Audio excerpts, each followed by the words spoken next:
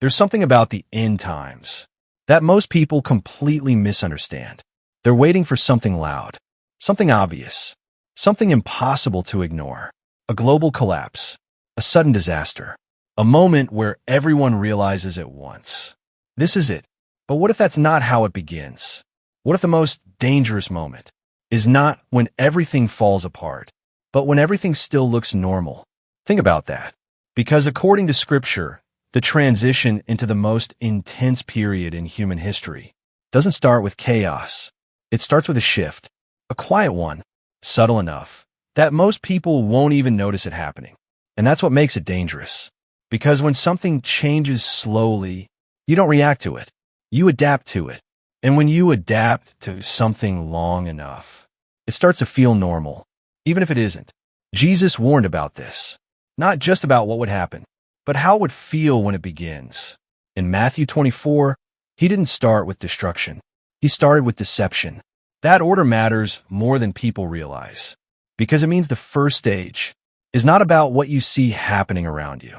It's about what you believe is happening. And those are not always the same thing. Deception doesn't announce itself. It doesn't come labeled as false. It comes close to the truth. Close enough to sound right. Close enough to feel convincing. And that's where the shift begins.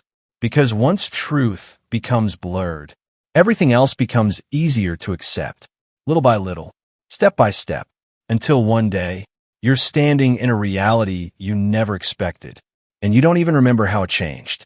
But that's not the only warning.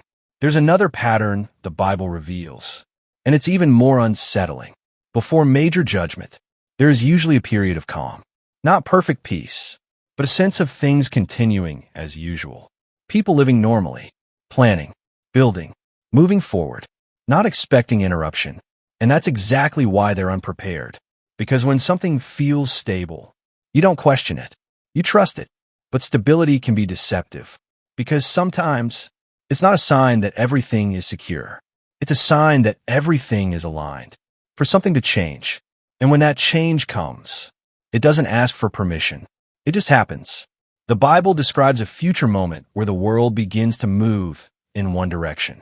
Not divided, not scattered, but increasingly unified.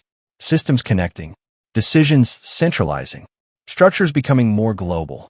And on the surface, that doesn't look threatening. It looks efficient. It looks organized. It looks like progress. But Scripture warns that this alignment eventually leads to something deeper. A level of influence that goes beyond politics, beyond economics, into something spiritual, because the tribulation is not just about events. It's about allegiance. And allegiance doesn't appear suddenly. It develops, gradually, quietly, until people begin to accept things they once would have questioned. And that's the part many people miss. They're looking for resistance. But the Bible suggests something different. Acceptance. Not forced at first, chosen, because when the world feels uncertain, people don't just look for answers. They look for authority, something strong, something stable, something that promises control in the middle of confusion. And when that offer comes, it won't look like a threat. It will look like a solution. That's what makes it powerful and dangerous, because by the time the true nature of it is revealed, many will already be aligned with it. But there's another layer to this.